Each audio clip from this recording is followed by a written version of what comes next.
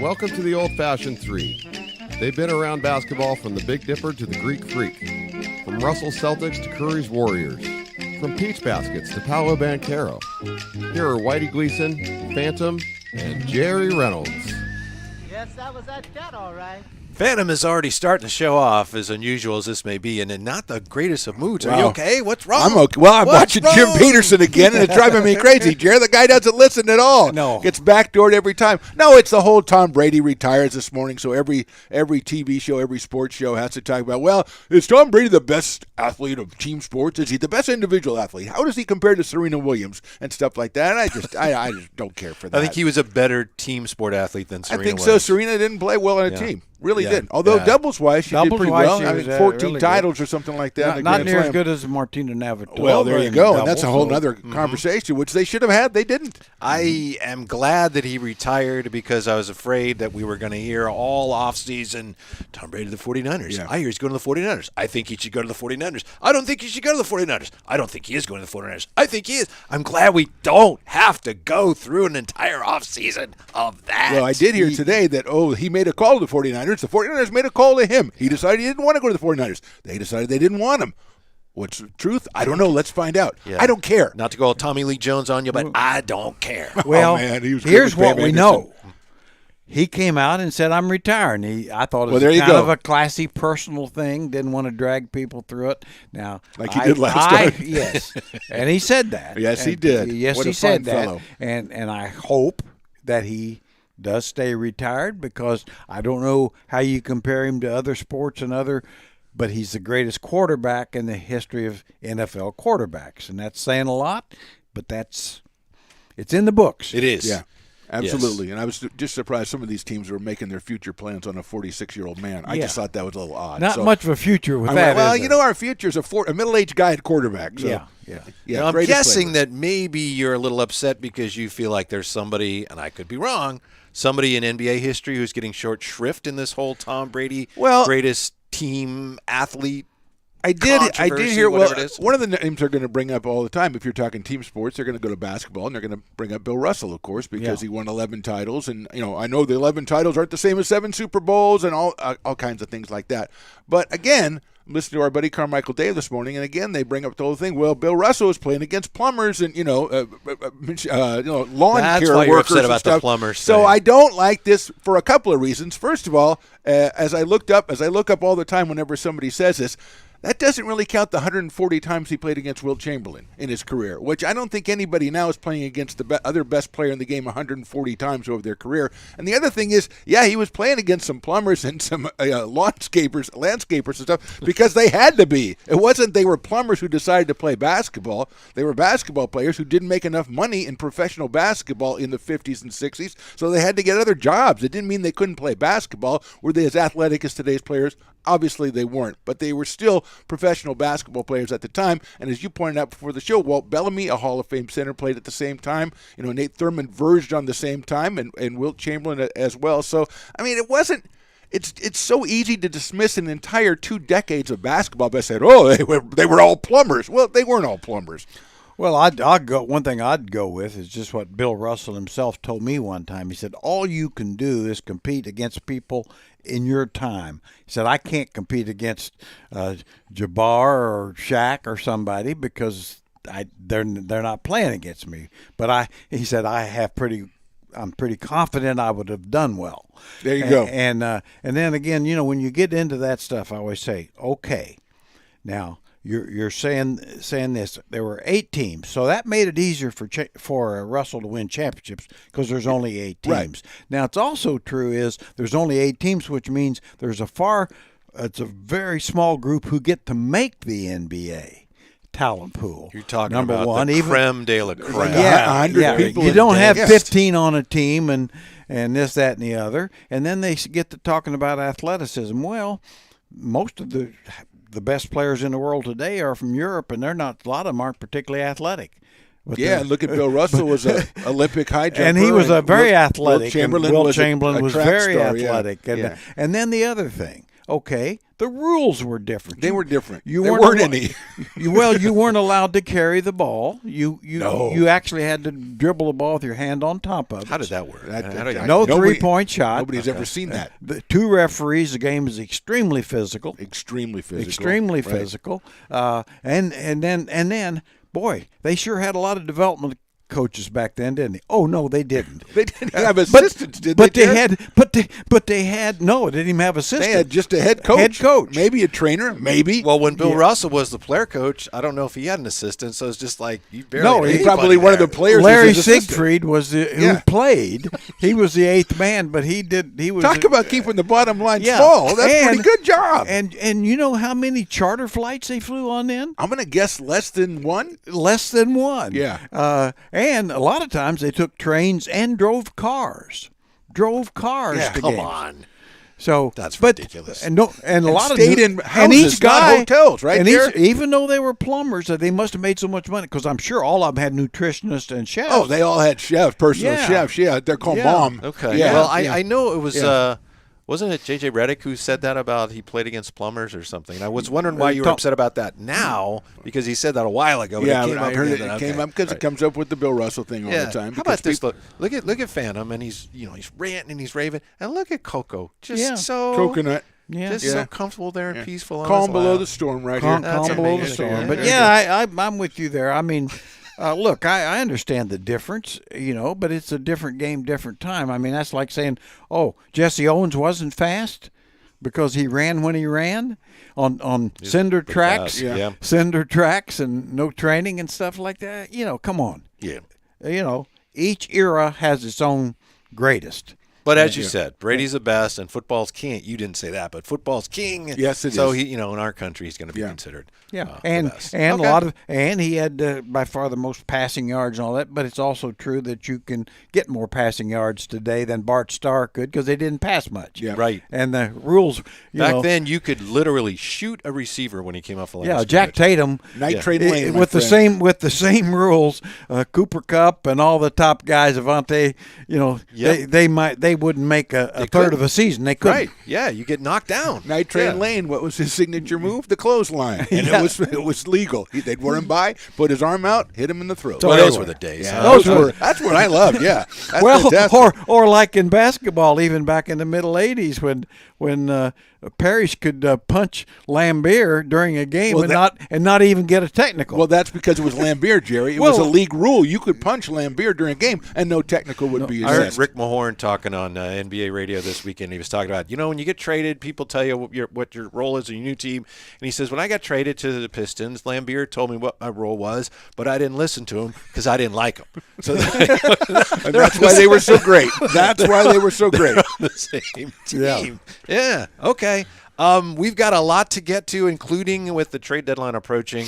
Looks like we may have a situation here involving the Kings and the Warriors and a particular player. Oh, boy. Yeah. Oh, boy. Before we get to that, our last episode of the Old Fashioned Three, you guys I was worried about you both, about the blood pressure and everything, talking about Sure. LeBron and the officiating. With LeBron, he was very upset that he got hacked by, it was Tatum. Very right? Was it upset. Jason Tatum. Yeah. He lost his mind. He was on his knees. He was on his Yeah. knees. He's Yeah. raving, come on. Yeah. So, Adrian! this was wonderful. Somebody from Yahoo, and unfortunately when I ran this off, I forgot to include his name. And I apologize because he did a great job, and I forget his name. So I'm just going to have to call him Yahoo Bra. Yahoo Bra did this great story. And what he did was he said, I decided to review every last 2-minute report for the Lakers this season and see if LeBron's right, see if the officials are out to get them, or Okay. if there's any reason to think they are. And he also did it for every team. He had a lot of So time on his what he hands. came up with was he looked at the non-calls and calls that were incorrect calls, non-calls. He decided to figure out, you can do this. Okay, who has benefited the most Right. this year from the incorrect calls? Who in got the last the most 2 minutes? mistakes on their side? Okay. Percentage in favor, calls at the end of games. Clippers, 63.2%. The calls that the leagues come out and said they were wrong, the 63% of the time went to the Clippers. favored way. the Clippers. Right. Lakers, second, 61.8%. Look at the smile, the LA, all-knowing smile. LA working it, huh, Jer? Third, Warriors, 60.7%. So California doing pretty well. Well, with one California exception, doing well. You know, What's there the are problem? four teams in. Let him get. Okay. Maybe they're fourth, Jerry. Come Yeah. on. Could be. You're you right. don't know what's going to happen. Fourth, actually, a bit of a surprise. It's the OKC Thunder. But if you go all the way down the list here, the team that has benefited the least, that has been hurt the most by incorrect last 2-minute calls, the Sacramento Kings. Yes, we're number 30. What a surprise! You could have knocked me over with a feather. I when thought you, it would have been the Lakers. I mean, really, because I saw how LeBron. I mean, Obviously, he's got, the league he basically suffers got all the on. time. They got on all four. Yeah. and prostituted themselves basically. Yeah. In a sense, In fact, yeah. do you want to do Reynolds' rap right now? Because I know you were pretty upset by this whole Well, thing. I might as well. Yeah, Yeah, let's well, do it now. It was ridiculous. Obviously, it was a bad call. And guess who benefited by the call? Of course, Boston Celtics. Boston Celtics, which is okay. If you're I not mean, gonna do who's Lakers, going to do be? It's either Celtics. going to probably the only team that could have got by with it against the Lakers was the one that did, and then of course the league basically comes out and starts. I thought they were going to cry, Yeah. and beg The forgiveness. sleepless nights. Sleepless nights, and Heartbroken. I thought they were Oh. going to cancel the games for one night. You know? Yeah. No game today. LeBron is upset. they weren't up. You know, there wasn't a bit of crying about Klay Thompson fouling Herder. Herder. Yeah, that was bad, yeah. You know, I thought there'd be some crying on that, but there was no crying. He's got to sink to the By floor, the way, I Jerry. think on the Warrior telecast on that, they didn't even show a replay Didn't of it. even show. That's a how replay. you know. That's how you know. Yeah. Yeah. Yeah. Well, anyway, yeah, but it's just, you know, the way LeBron conducted himself, they ought to have been they should have fined him after the game or even suspended him. That's ridiculous. You can't have that. I mean, could you imagine, anher say Malik Monk doing that after a game? I mean, he'd be Suspended. kicked. He'd be Yeah. suspended Yeah. for a Yeah. couple of games. Well, LeBron's gone to Hollywood now, Jerry. You know, Well, he he's a has, big and- mogul and hey, everything, so he's hey. starting to. He's working his way to the Oscars. Yeah, he is, I guess. I mean, he's a truly great player. Truly great player. There's no. I'm not faulting that at all. But it's ridiculous that the league, at some point, don't try to say you're trying to be fair and equal and treat every team and all that equally when you don't. That's the problem with this. The NBA started the 2-minute report because there was a lot of people who started to say the NBA is rigged. You had the Donaghy situation, so the NBA decided, well, we're going to show transparency. We'll show you this is all legit. And then when the kinda NBA did not release backfired. these Yeah, numbers. yeah. Someone else went out, Yahoo Bra did a great job, went out and found them. And then you look at them, and for people that think the NBA is not on the level, this is just like, oh, yeah, well, I knew that. Yeah. Yeah, So that's LA and the Warriors, That's yeah. the opposite reason why they started the ridiculous last 2-minute report in the first place. Oh, Phantom, here you. I just what wanted do to you see. want? I What do you wanted to need? see who the other teams at the bottom were. If they're just like no names like the Kings. Utah is second. Okay. Yeah, and then it's the Bulls, the Nuggets, the Nets, the Magic are down there.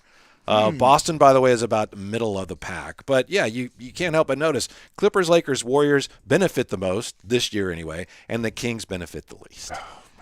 Well, it's so frustrating, and I mean, of course, there are a lot of criticism of officials, which is deserved. I think this is the worst year, and I think a lot of it is because they don't have the best officials. They're so worried about inclusion and different things. There's some of the better officials right now, and I watch some G League games, and they're Really? there. Put those guys in there, the best ones. Get the best officials, not what's politically correct officials. What about Jerry? What about some of the officials just going, I don't want to be up there and get screamed at. I know officials get screamed at the whole game, whatever level they're on. But at that level, with everybody you're refereeing is so entitled. I mean, like we just talked about Yeah. with LeBron, everybody is like that. There's 3 guys on each team that don't think they ever commit a foul, and they think if they ever miss a shot, it's always a foul against the other guys. And you get that all the time. All I the know time. I know that's part of the job, but it's just got to wear and eventually get to you that you can't win. I mean, that's part of the job, but still, I think it's worse now than it's ever been. To that point, I don't have any numbers to back this up, but watching the Warriors every game, Draymond rides the officials mercilessly. And you would think, wow, that's not going to help him. But I've seen evidence this year. You watch it. And because the officials have to take so much and they have to sit there and discuss it, I do think it helps him because they get to points like, I don't want to go through that anymore. And I've seen instances where it's like, I think he got the call in part because he was riding them so hard all night long. Well, the old saying, squeaky wheel gets the most grease. And I think there's some truth in that, especially once you get to certain levels of player. Now rookies coming in, they're not going to get that. But an established veteran that's supposed to be one of the better players in the league, yeah, I do. I think that and at some point, that's, to me, one of the biggest problems in the league. Commissioner Silver, Players Association head, grow a couple here and get control of this thing before you're hurting your product. You're it isn't serving you well at all. So do something about it. Let's get to the heart of it as far as Kings fans are concerned. Small market team, we get screwed. You think there's any truth to that? You go back to the famous, Game 6 of the 2002 Western Conference Finals. Yes, I believe it was 2001, 2002. I'm sorry. 2002. Yeah, okay.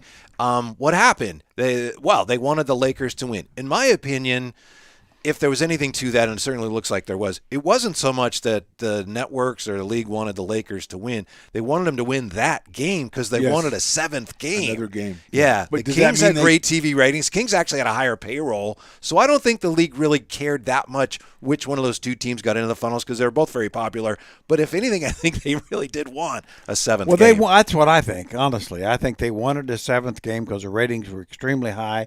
They assumed the Kings would win in Game 7, and they certainly would beat the New Jersey Nets at that time. And 4 or 5 teams in the West would have. But that's just the way it was. But as it turned out, the Kings didn't win Game 7. People say, well, you had games. Yes, you did, and you should have won it. But it shouldn't have been a Game 7. Right. So you can't get past that. In my mind, it's like, no. They won Game 6, which was 4. So it's over. Yeah, so it should have been. It's hard to believe that they would go to all that. I know one more game is great, but I mean, it's hard to believe they go to all that and go all that scrutiny just to get one more game. And yeah, you're right. I'm sure they said, well, they're going to win Game 7. They're at home anyway. But still, I just think that when they got to a situation where you make a call in basketball, it's easier than any other sport. You just make the easier one. I'm just going to go with the late. I mean, you could make any call at any time, and I think it's just easier for them. They defaulted to the Lakers side. And I don't know why as far as that's concerned, but I just think that's what happened with the referees. Well, I know, I used to as a college coach, me and my assistant, we'd officiate scrimmages. And so beforehand we'd say, we're going to screw the starters here. Right. And set them up a little bit, huh? Yeah, and we would, and, let basically control the game to where the reserves would win by 5 or 10 points or whatever it was, and they really didn't know you could do it easy enough. You're calling a illegal screen away from the ball, a travel here or this or that, and so we did that on purpose for a reason, of course. But the more important issue to me was that the team that was getting screwed in that case didn't even know it. Right. It's kind of like the fixing of back in the 50s and 60s, where it would just be a few points. They didn't really care who won. Point shaving kind of stuff. Yeah, a couple of travels, a couple of offensive fouls that in the flow of play you don't really notice it that much, and then you add them together and it makes a difference. There's a guy who lives in the Sacramento area. He used to be an official. His name is Bill Simmons, and not the Bill Simmons that I know Bill. Yeah, okay, Bill. Sure.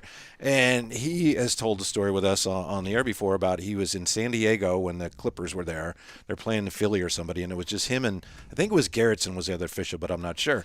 And Bill Simmons had like some stomach issues, and he had to leave the game, and he had to go in the locker room, and it was a blowout. And when he got back, he recovered. When he came back, Garrettson or whoever the partner was says, "Hey, I tightened this one up for you," and it was like a 5-point game because it's pretty easy to do. Sure. Yeah. Well, I always say that back here again, back during the point shaving days, I always said they got that backwards. If I'm a gambler or a mafia guy, I'm not going to try to control a couple of kids to hopefully miss some shots. Get the referees. That is good thinking, right there. Well, I mean, now in my mind, it'd be much easier to do it at the college level than certainly professional level, because professional level they're scrutinized more and they make a lot more money, even though we know of one example. But certainly here again in college, you got guys that are plumbers and stuff. Oh, they're those refereeing plumbers. Poor plumbers. top ACC games or Big Ten games because it's not a full-time job. And so are we saying the NBA is fixed? No. No, I I- still no. maintain I don't think the referees do as good a job, and Jerry points out why maybe that's true. I've said that all. I just think it's incompetence, Yeah. or a lack of ability to do the job. And I know it's the most difficult job because there are people moving all the time, and they're incredibly athletic, and there's a lot of, I think, anticipation on behalf of the referees, and that may be part of the problem. I just don't think they do a very good job. And we talk about how you fix them as like a travel here, an offensive foul there, but we're talking about a guy going up for a layup at the end of the game and being slapped across the arm that everybody can see, and you miss that. We've talked about it all the time. Just don't miss the ones you're looking right at, and that's the ones that people notice, and that's what they're missing. yeah, the obvious travels, the obvious carrying the ball, those. But no, I really don't think they're fixed. Too many officials I know really are. Yeah. The Zach Zarbers of the world. They're great. They're the best of the best. And my mind is, they've watered it down to where they're not getting all the best of the best. Do you think that and the intimidation Yeah. where the league basically has allowed stars to become bigger than the league, and so bigger than the rules and of there's the so league. many more stars now than there used to be. And so that's at some point the rules are the rules. That's kind of course that's like saying, the politicians ought to be held to the same laws. Well, we know how that works. Well, Jerry, it's like when you're watching a game and they call a lot of fouls. You go, hey, refs, nobody came here to watch you. And then they go, well, what are they not supposed to call the fouls then? It's just so hard to figure out, because if a star goes out and commits 2 fouls really quickly, do I not call one of them because it's Steph Curry? And then you get the criticism, well, come on, the guy's fouling him. And the other hand is, we didn't come out to watch you blow your whistle, but they're fouling. I have to call it. That's my job. Well, It's difficult. It's like LeBron's recent statements. They won a game in New York, and like he said, with his usual not really thought out thoughts, basically, well, the players decided this game, the refs decided the one in Boston. And that should be a hefty fine right there. Yeah. But it won't be. The Lakers won that game against Knicks last night. Lakers look, I hate to say it, They Lakers could be- look pretty good. They look pretty good. And let me ask you this, though. In other words, when LeBron said the players, did they not have refs that game? I thought I saw refs on the floor. Yes, I saw some But too. they acted Yeah. properly, Jerry. They acted according to LeBron. They acted properly. Okay. So there. Okay. Again, I got don't that know all why out he of my wouldn't be system, fined but, for that. Yeah, but yeah. and you're right. Will we see any kind of a fine? Of course not. If Kevin Herter said that after a game, what do you think? Do you think he'd be fined? Yes. Or a coach, Yes. or a Or coach Mike Brown? comes out Oh, and goes, well, they let the players decide it tonight, not like last game. Bam! So there That's probably is $200,000. Maybe saying a small market bias is overstating it, but there is a bias against Yes, teams that haven't been very good. and they over don't here. have Yeah. stars. Yeah. Stars. Yeah. We have perhaps two all-stars, but they're not stars on the basis of the NBA. Yet. I mean, Yet. no, not yet. Not I mean, yet. They could be, but they're Could not be. now. But if you're going to cotton to a player in a game, it's not going to be the guy in the Kings unless you're playing against Indiana, maybe. as Nobody a- says cotton to anymore, by the way. No. No, I just thought I'd try to get it back in. No. Back into the lexicon. What does that mean? Favor? Yeah. How does cotton? I didn't invent the word. Okay, I didn't invent the that usage kind of thing. Yeah. Sometimes I go back to the 50s. One final word on this stuff, and we need to get into something more joyful for sure. Look who's But running the as show as a proven, established homer that I Okay. was, and still am. I'm for a team, but I noticed during the early 2000s that the Kings got a lot of calls. Wow. See, Webb and interesting. Peja and those guys got a lot of calls that the teams before or some of the teams after didn't seem to get. Now, why was that? Well, the team was an elite team. They had a major star in Weber, one of the top 5 or 6 players in the world at that time, and they got a lot of calls. Now, they didn't get the same number of calls against another team, but they got them against everybody else. Okay, all right. And I mean, now our fans never really would agree with that, but because they, you, as a fan, you don't. But I saw it. You could see gee whiz, that Vancouver guy didn't foul him. Yeah, you get used to that pretty quickly when you're a fan, right? Yeah. Oh, yeah, that obviously happened. You don't think about it. Do you know I almost got into a fight at Disneyland over that? Because we had these It's T-shirts the happiest made. place on earth. It was Lakers 2002 World Champions with an asterisk, and then underneath it said "Remember Game 6." Oh, yeah. So I was wearing one at Disneyland. And by the way, Anne Marie Petrie got one. She said she gave it to Jeff. She said, "Give me one of those. He will wear it. I guarantee." I don't know if he did. I don't know if That's he what she did, said. but Yeah. We just gave it to her, right? We Yeah. didn't make her buy it or anything? No, we didn't make her buy it. Because I know you're worried about No. Larry Bird, so I Yeah. just didn't know. So anyway, I'm in line at Thunder Mountain Railroad with my family, and some guy says, "Yeah, I remember Game 6. It was great." And I just kind of, just kind of let it go. That's pretty good. Some Yeah, that's Laker pretty good. That's fan pretty- down there in L.A. So I just thought it. What are the family odds? there and everything? Jared, just Yeah, just let that go. no, it's better than going to prison or something, Yeah, I thought so. Yeah, that's probably I mean, it's good. close. Yeah. Don't get me wrong. I don't know if you're a great the fighter small either. world is like being in Yeah. prison. You know, I yeah. mean, if it was like a 6-month sentence, I mean, it might have been, I don't know if I've ever seen him fight, though, Jerry. That might have been an ugly confrontation. It'd have been over there. quick. Yeah, It's it 'cause would you have don't see it because it's over so quick. Yeah. So you're just going to strike quickly. The Oh, old yeah. Cobra over here just That's gonna right. strike. Yeah. Yeah. All right, the guy's down on the ground. Yeah. All right. The Kings with the deadline approaching. You'd think, by the way, if the Kings got better, they got more calls. That this team will start getting better calls. I But think don't they know, will. maybe. I think Yeah. they It will. takes a while. All It right. takes a while. Okay. All right. Yeah, I'm going to be optimistic. I think that Sabonis and I do think that our top guys, Fox and Sabonis, get some breaks. I do. I mean, I know everybody, say, oh, Sabonis getting hit in the head and all. Yeah, he gets fouled and he fouls, but he also knocks guys backwards. Just simply dislodges people in order to get to the basket. Sometime that's a foul. Now it's never called. It wouldn't be called on anybody, but it's still a foul. But I am optimistic that the better you play, the more breaks you'll get.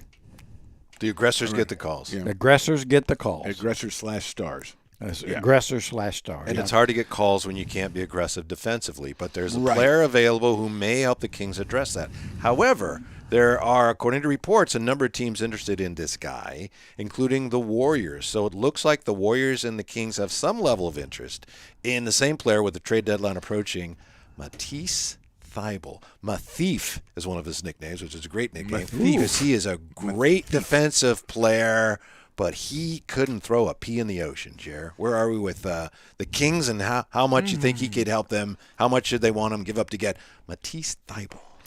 Well, I think he could help them because they have enough scoring that they can, kind of take a guy like that on, I think. So he would, and he is a guy that can go guard wings, which I think he's 6'5". 6'5", 6'6", long.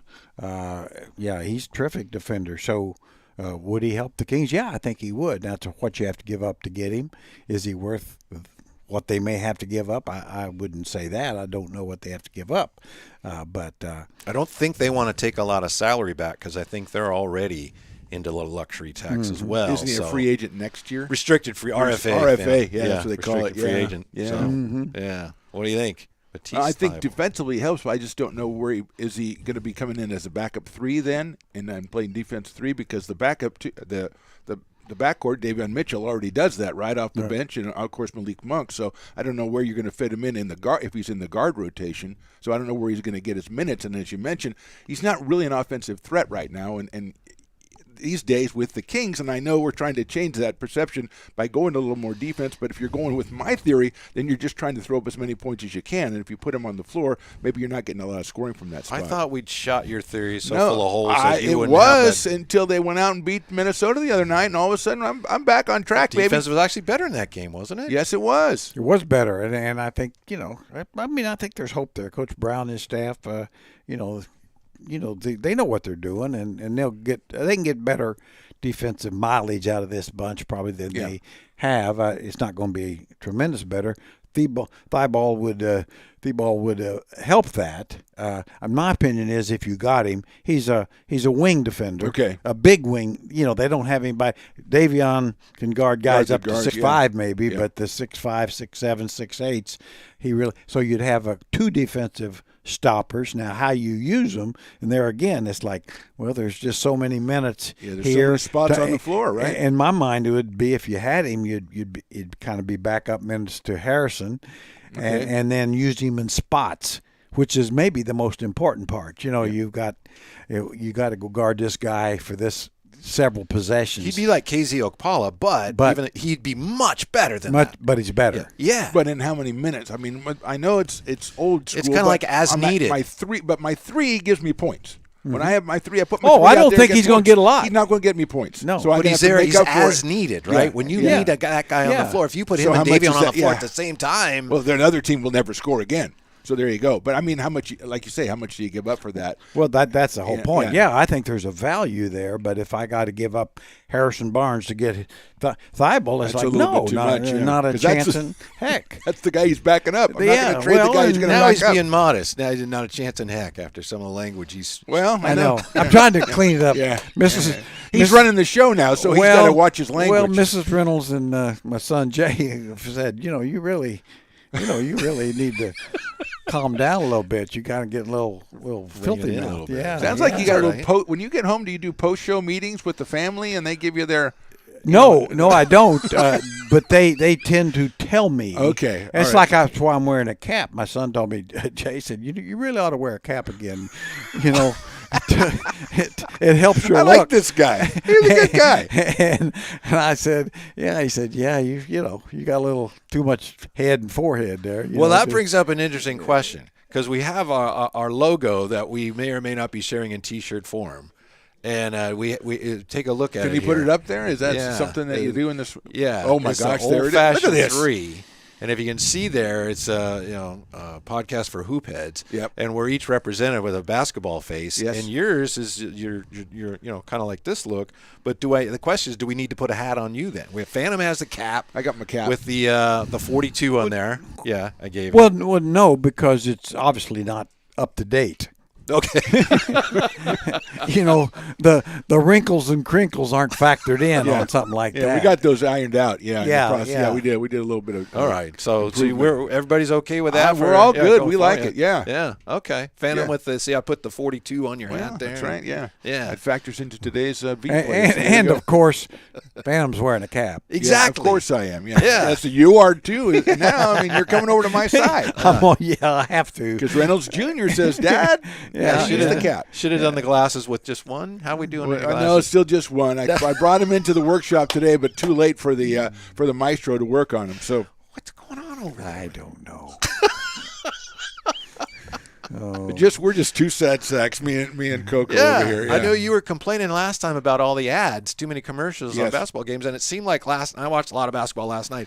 Every other commercial was for come here and get a 2 set of frames and an eye exam for $79. Yes, that's right, Like, yes, every other yes. commercial was Yeah. like hello. Too bad I Phantom. tune out the commercials because I don't see that one. I'm too busy trying to figure out the AT&T. It's like you could try What do we 5 do for frames existing for customers? free Yeah. at your house. Like We'll bring 10 pairs of glasses to your house and give them to Yes. you free. No, Yeah. I don't want that. All right. Okay. Be that as it may. Can we say the Kings right now are for real? You know that there's some nationally that still look at the Kings like, you got some teams coming in the West, and then they're having a nice That's season. but- true, though. Yeah. Yes, it is. Yeah. But can we say, where we sit, a little biased, that the Kings are, hey, to what extent can we say right now, long ways to go, but the Kings are legit? Well, I'm all in, as I said last time. I mean, we're going for the top. I will say that last game on Monday was I'd really like to win game. Tonight, I'm going to say it's a must-win. You got to take care of the Spurs on the road if you're going to be that team that I want you to be. And so tonight, I'm putting a must-win. So they're for real if they win tonight. That's when I'm going to sit down. Well, I'll be less. Yeah, I think they're for real. If, in fact, are they for real third best team in the West? I'm not convinced of that, of course, but I think they're, to my mind, they should be a legitimate playoff team, not play in but playoff, because the reason, besides the record and where they're placed currently, it's because they've also got a winning record on the road through more than half of the season. And they're the only team in the West? No, there's I think. Did someone else? Yeah, As of yesterday, they were the only team in the West with a were winning they? road record. Okay. And maybe that changed after last Yeah, night's I game. was thinking, that may have, last time I checked, it was a while ago, but I thought Denver and Memphis both had winning records on the road too, but may not be. But anyway, that would be my reasoning for saying the Kings are for real, and I think the chemistry is good, the coaching is good, they got enough talent to be in the top 8. But do I think they can stay as third?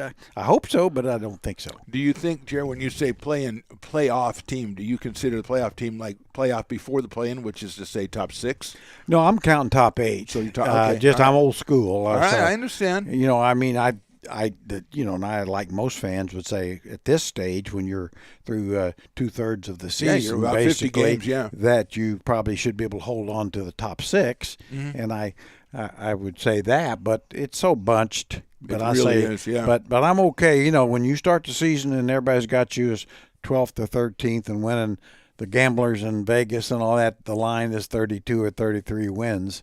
Then, to my mind, this is. If you end up 8th, it's a very, very you're going to successful. have to get up near 40. I remember in August we looked at the over-unders and we were looking at some teams that we would bet on, and nobody took Oklahoma City, and they have already passed their win total. By the way, our away records in the West so far: Denver's 12-12, Memphis 11-15, Sacramento 12-10, Clippers 15-14, and the Warriors 7-18, Dallas 9-16, Phoenix 8-17. Minnesota 9-15, Utah 9-17, and on it goes from there. So as we speak, I know when they beat Minnesota, the Kings briefly were the only team in the conference with a winning road record, but Clippers now are the only other team. Jerry, as you say, 15-14 for the Clippers, so 29 road games already. So just 12 to go, and they're getting healthier. So and they're getting healthier, yeah. And they get the best benefit for the last 2 minutes. So maybe the Clippers are the ones to keep an eye out for. And I mean, really, they've got 2 guys that healthy or better than anyone the Kings have, and to my mind, always look at the top of your roster when you're wanting to predict things. Now, health is everybody's healthy. Look at the top of your roster. If you've got Shaq and Kobe, your chances for success are pretty good. Yeah. If you've got LeBron and Wade, don't be surprised if you do well. That sort of thing. The Warriors are also a team to keep an eye on. They've won 5 of 7 now. They've won for the first time all year a couple road games, and they just look like they're figuring some things out. And Kuminga now is giving them something, and DiVincenzo every night. Their rotation a little more solid. They're defending better, so they look like, I don't know if we can say switch flipped, but all of a sudden, I know you've been one of those people, like a lot of people say, they're going to figure out. There's a lot of evidence right now that they got it figured out, but they got a tough back-to-back against Minnesota and then Denver the next 2 nights. Well, we talked about to see if they're going to load manage or actually try to win. Yeah, the fact that they got so much from the bench last year, and you were counting on the young guys to be that this year, and they just weren't there. So maybe they are making that shift now, and DiVincenzo's playing a lot better. So Michael Green's playing better. Yeah, so they're getting more of that second unit, and I don't think that's a coincidence that. JaMychal's a good player. I mean, I guess he had some injuries or whatever. His wrist is still bothering him, and he had a leg infection. But he and Dante, I mean, they're legitimate players, and like you said, and still Kuminga's coming around and all that. So I think they're too good to be where they are, and of course their road record is just terrible. Yeah, and so they start being the Warriors again. I can't help but believe they'll move up the ladder. They and the Clippers are the 2 teams that you just say they.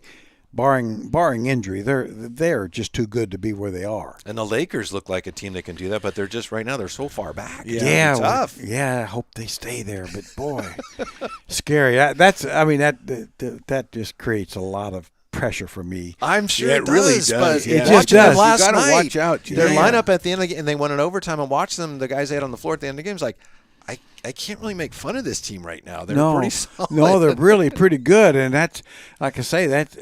I think I have more pressure and get more upset watching the Lakers because I pull for them to lose. Yeah, as opposed to pulling for your team to win, I'm pulling for those guys to lose. Because you feel like, correct me if I'm wrong, if the Lakers win, there's something wrong in the world. And if they lose, it's like we all lose if the Lakers win. Everything in the universe is right again.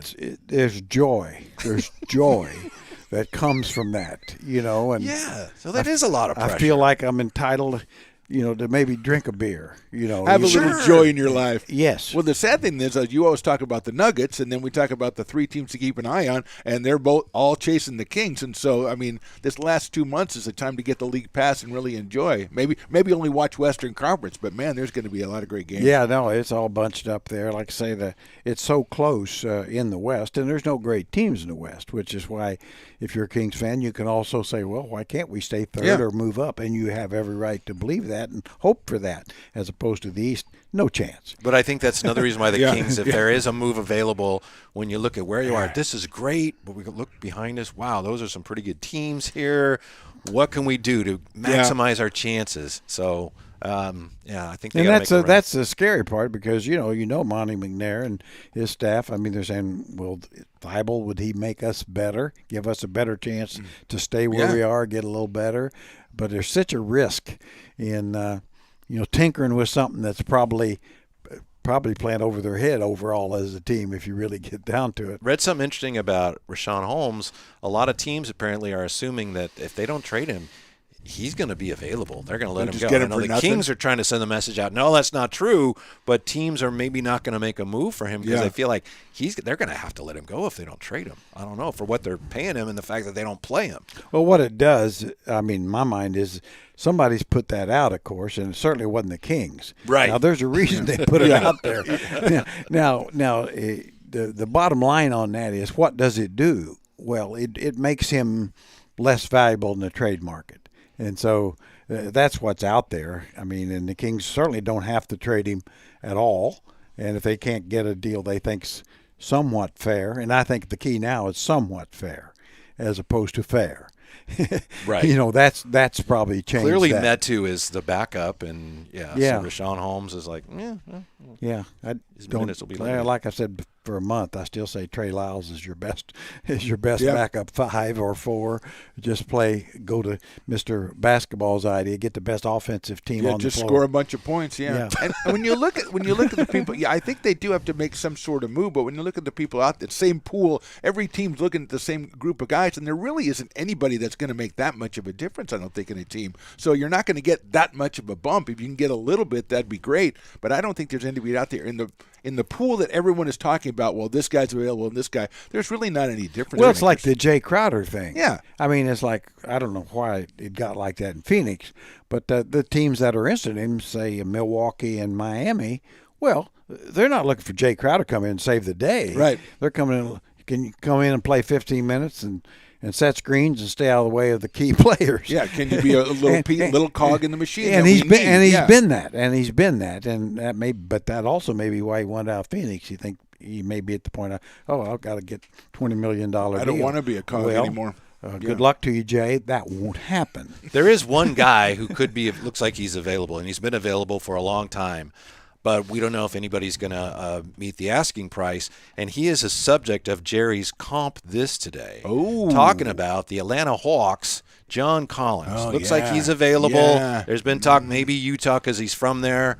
I don't know where that's going to go. But we talked last time about the Kings' potential interest in John Collins. But, Jerry, I turn it over to you because that's our assignment today, right? And this game is rigged. I have no chance to win, but I'll play. It's fun. Yeah. It's fun. You want a last 2-minute report on this so you can say that you're being? I don't think Well, you this- do. I don't think you guys do, I but think that's you fine. do. No, you should have a little more confidence in yourself, and well understand. said. That's well and understand.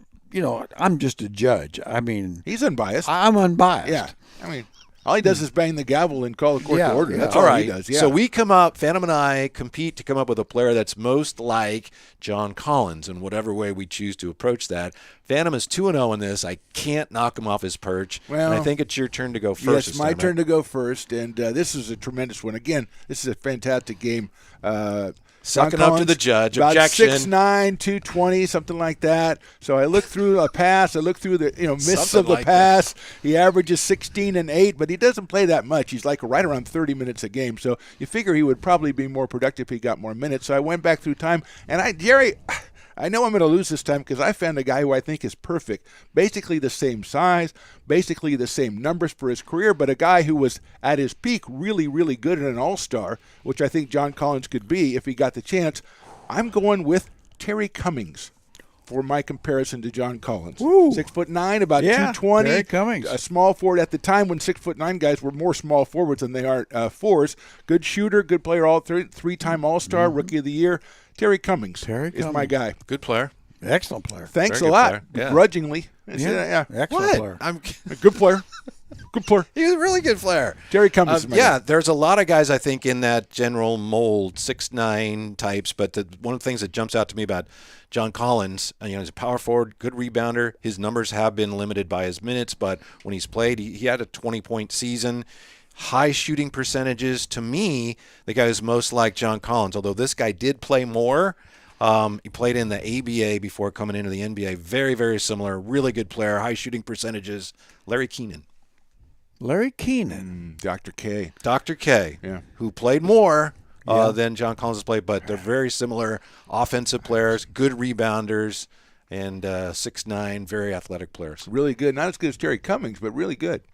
Well, those are interesting. I'll say that. I don't think either one is very good. That's fair. Okay, that's So, fair. I thought mine was great. I got a chance, then maybe. I don't know. And then on that basis, yeah, I think yours is better. Okay, all right. Because Terry Cummings was a lot better than John Collins, in my opinion, and was Larry thinking John. Keenan was better too, but not a lot better. So that's Thank how you, that's Your how the Honor. judge boom boom No, boom. I got no argument with that. I was just trying to project how good John Collins could be if he were to get the minutes. yeah. But, okay. Well, he'd have to have about 60 a game Well, to get that's to still, I mean, a lot of overtime. Yeah, a lot of overtime. Yeah. Be like Wilt, play every minute. Yeah, There yeah. you go. Do you care who else I was thinking about? You wanna- No, yeah. I do care. Lamar Odom, but I threw him out. I was very close to going the X-Man, Xavier McDaniel, but I didn't. I went Larry Keenan. Yeah, well, I like Xavier. Xavier McDaniel. Actually, I think both those are better. Okay. I do. I mean, yeah. I mean, the X-Man's clearly better than John Collins, Right. But they're again smaller but yeah. John Collins, you look at his numbers as you did, and you Yeah. have better things to do. But if you ever look Yes, at I him, do. he really has put up some really good numbers. It's just when he doesn't Yeah. play, obviously, He the doesn't play, numbers yeah. come down. I mean, rebounds, high shooting percentages. He can shoot the ball a little bit. And I know I've asked you a million times because you have connections there. Why don't they play him more? But I guess they just like other guys better. I don't understand why he doesn't play more.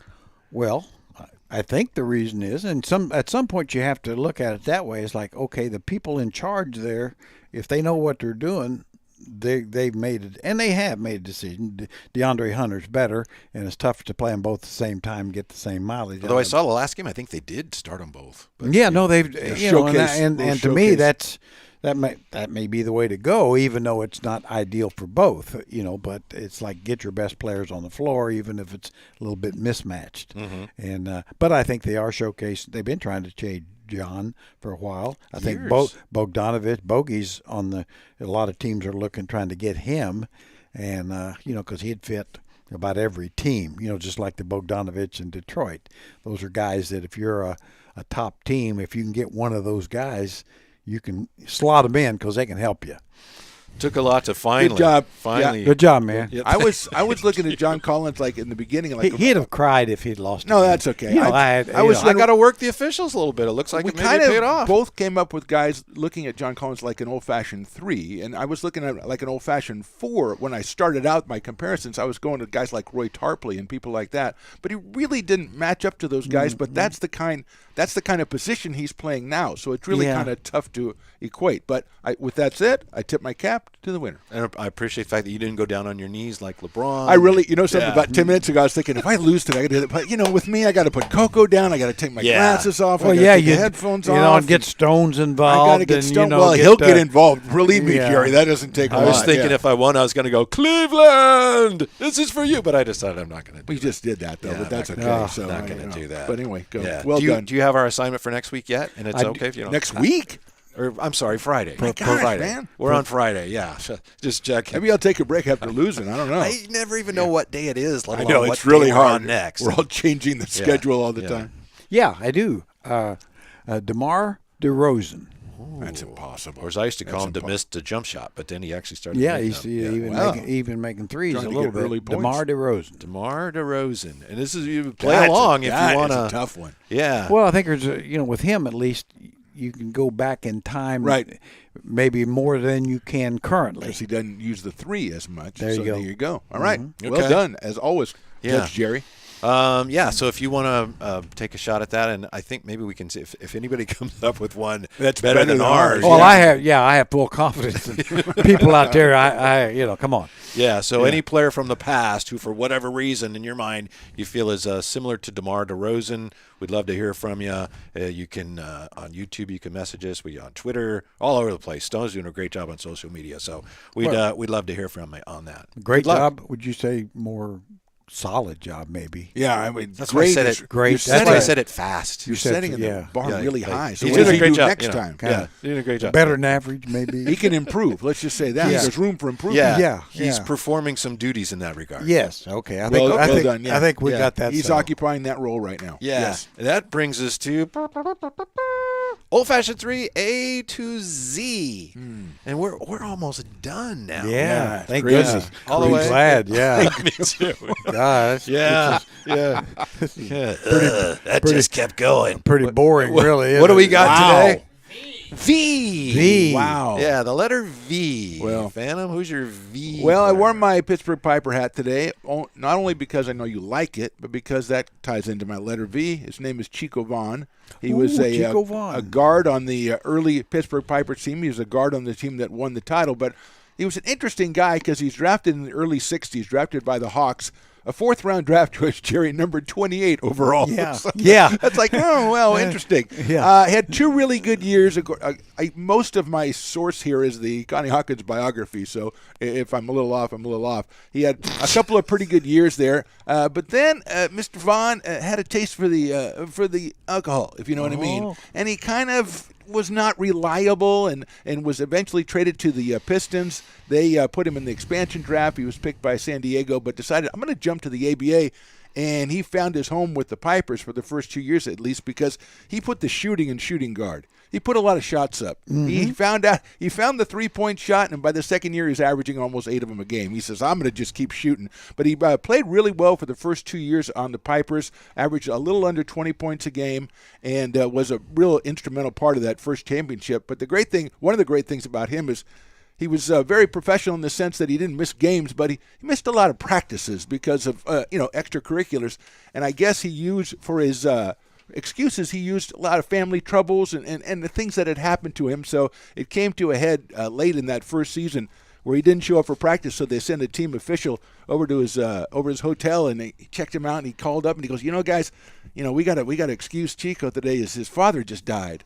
And, oh, man. So they sent a wreath of flowers to his house. And then about 2 weeks later, his house was in St. Louis where the family lived. 2 weeks later, they got the thank you note back. Thanks for the flowers, signed by his dad. So that was pretty much the way Chico Vaughn did it. So that's my guy. Chico Vaughn, an ABA All-Star and an ABA champion. Yes, sir. That's Yeah. good. That's good. Ben Rohrbach, by the way, I want to give a shout out to Ben Rohrbach. He's the one for Yahoo who put together the 2-minute reports here. Good Had a job. chance to catch up Wow. on some things when Phantom was doing it. Well, Chico Vaughn was a great one, I thought. That was very good. Very Thank you, good. Jerry. And Very thank you good. for your attention from the beginning. Yeah. Sometimes you capture a guy. Sometimes people have something better to do. Well, in their own mind. the old-fashioned 3 Yeah. does come into kindness, kindness, and yeah. not rudeness. Yeah, there you Yeah. go.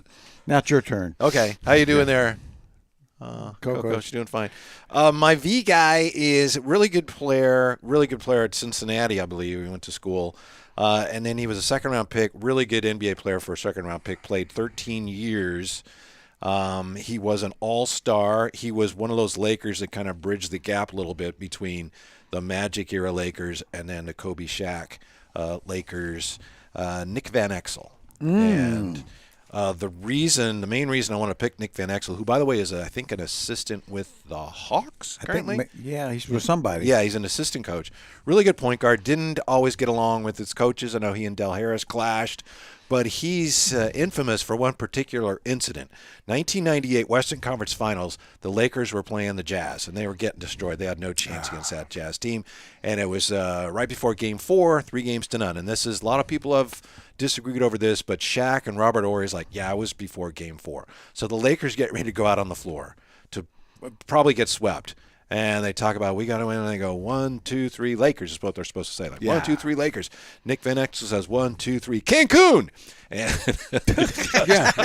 Jerry likes that because he didn't say Lakers. and now he says, people made too much of it, and they think I was quitting on my team. I wasn't quitting on my team. I was trying to be funny, loosen us up. And he said, we knew we were not going to beat that team. Wow. So now on NBA and TNT, they make references all the time to going to Cancun. They're going to Cancun. Yeah. Nick Van Exel started that before Game 4 of the 1998 Western Conference Finals. 1, 2, 3, Cancun. So I salute Nick Van Exel. Oh, absolutely. Yeah. What a terrific player. And that's the kind of attitude we need on the Lakers today. Yeah, I know. Yeah. I think it's important.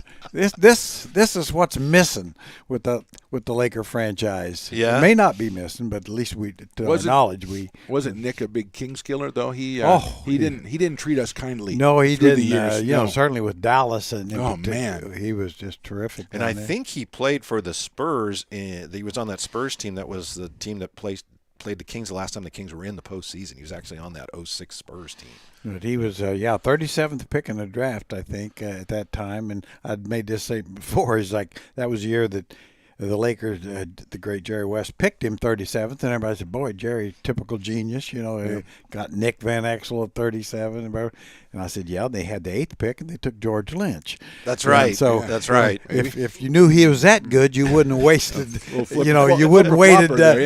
You wouldn't have waited to 37 to take him. You could have taken him wherever you want to take him, and make sure you got him. Excuse me. But I always liked George Lynch. Though. George Lynch was an NBA player. Yeah, but he wasn't. But he wasn't Nick Van Exel. Right. He wasn't. And they were 15, 20 guys better than him in that draft. Yes. So that's true. But anyway. Yeah. So Chico Vaughn, Nick Van Exel, and not bad. Darnell Valentine. Wow. Darnell Valentine. Love him. University of Kansas star, high school All-American out of Wichita, played mostly with the Portland Trail Blazers. And the reason I got to know Darnell, nice young man. But I got in a little controversy in Kansas City. I was a small college coach at the time that Darnell was coming out of Kansas. Wasn't he the guy with thighs that were just huge? Yes. Looked like a running back. Yeah. And Real Campbell thighs. And anyway, a Kings beat writer, I think his name was Bill Richardson at that time, had prior to the draft kind of thing, they were talking about basically he came at me because I'd always watched all the practices and stuff, and so he'd been talking to a lot of NBA people and scouts and stuff, and he thought he'd get a college guy's opinion of some guys, in particular Darnell Valentine. And and he asked me, he said, "Don't you think Darnell Valentine's the best guard in this draft?" And I said, No, Larry Drew at Missouri is better. And I got a lot and the reason I said that is I watched Larry Drew a lot, and he'd been over summertimes practicing against our guys, and I knew him, and watched him in Missouri. And I said, I just think he's better. And he was. Mm-hmm. He was. But I always remember the criticism I got. It's like people calling into the college, like, "Hey, Kansas fans and stuff. Like, you got to get rid of that idiot over there." Well, I can't think that was the first time they said that. No, it wasn't. But I mean, I'd never gotten it to that level because, being a small college coach, there's no interest to speak of. Twitter must have blown up. Oh, when you man. said Well, fortunately, there wasn't Twitter or Instagram or anything. Yeah. So it was just basically, radio and word of mouth. So really, I was lucky. I mean, in that regard. So it went away pretty quick, and I don't recall it. And then a lot of Missouri fans, they thought was very high on Larry, but wow, you think he could be that good? It's like, what, you watch him? They asked you your opinion, you gave them an answer, and you got hell for it. Yeah, There you go. That's the way it goes. I was asking Jer a couple days ago about that Kings team, the first team that came here. Yeah, and of course they broke it up and they traded for Derek Smith. But they had Larry Drew, Mike Woodson, Reggie Theus, as you guys know better than me, Otis Thorpe, and Eddie Johnson. Yeah, and he was saying, that there would have been a really good team for a long time. Oh, yeah, if they left it alone, that would have been a 40-plus win team for 3 or 4 years. Would have been 6th, 7th, 8th, somewhere Tough in there. Western Wasn't going to be a Conference in champion. those days, Wasn't going to be a champion, but you wouldn't have went through the doldrums of many years because of the chemistry was great, kind of like the Days team. They didn't get much back for any of those guys, did they? No, Really? no, it was just a screw up. Yeah. Well, You know. Derek Smith dropped, 36 on us the first night they opened, and it seemed like ever since that night they wanted to get Derek Smith. Yeah, And no. unfortunately got him after he got the leg injury. Had coming off The knee knee, surgery, yeah, and he never was the same guy. and mononucleosis, and I think there was even some other issues. There you go. But yeah, it didn't work well. Yeah, that team was awesome. Just awesome. Woody and Larry Drew in the backcourt. Yeah, Reggie. yeah. I mean, that was a three-guard rotate. That nice was a three guards, really good guard because, I mean, that's the thing, too. It's almost perfect because Larry could come off the bench, and certainly Reggie could play both guard positions. Yeah. He was perfect with Mike Woodson because Mike was a scorer. Was a shooting guard. Shooting guard. Larry was so quick, too. That was Yeah, a good thing. yeah, You had and- to have at least one quick guard, and he certainly was. You guys, pardon me for looking at my phone, but Stone sent me a couple of the messages we have. You guys have time for a couple messages Sure. for people viewing today? This, Maybe check with Mr. I do got an appointment, but I'll Yeah. listen to a couple. Yeah. He'll get his glasses fixed in 3 hours. Pop, so. pop, I can't tell what time it is, so I can't tell. Papao, thank you for appreciate that very much. Count me in for one of those teas in black, blue, or red. Love you guys, and so great to hear you again. How about that? Somebody Black, blue, or red. I didn't know Yeah. we were offering so many colors. I guess Stone's been busy. Yeah, Megan, go Kings. Don't you think the Kings need a big, thick cog, too, for $10 million? Oh, sure, putting a price on it too. Yeah. I didn't know we had $10 million. There you go, Jerry. We got $10 million. What do you need to? What do you use it on? Well, if I had $10 million, I wouldn't be here right now. I think you got to spend it on the Kings. Oh. You spend on the King. I think that, obviously that was Really? You good. wouldn't? Yeah. Yeah, I don't Yeah, think you would. Or we'd be doing this in Cancun, wouldn't we? we'd, Yeah, we'd that's go to right. Cancun. That's right. Yeah. We'd take this Yeah. show on the road, buddy. Yeah. Do the Kings need a big center? Well, I think they could use one, sure. But there again, what do you give up for it?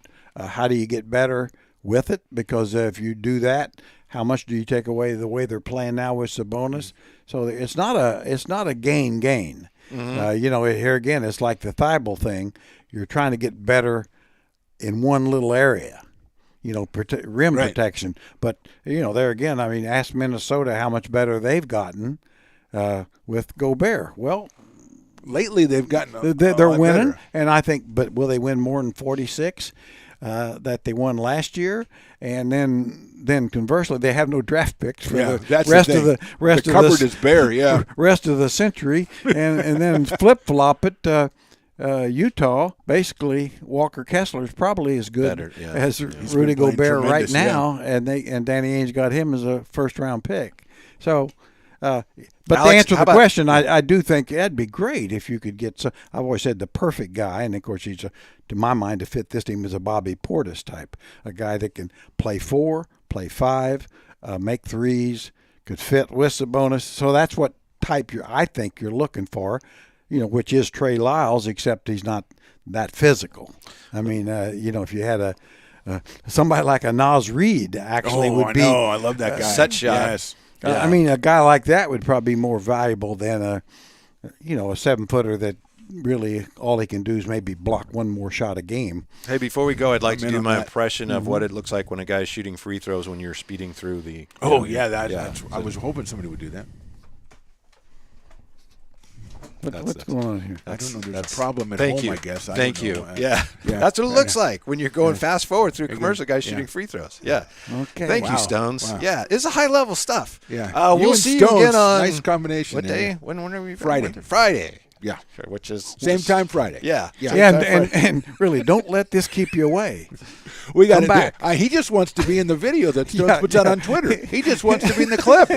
Watch Whitey. Oh yeah. Well, way to go. Thanks for watching the Old Fashioned 3.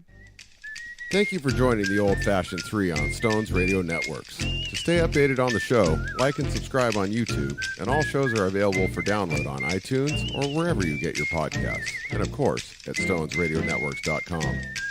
Follow the show and the gents on Twitter at OL, Fashioned, and the number 3, at Phantom Radio 60, and at Whitey Gleason. This has been a production of Stones Radio Networks.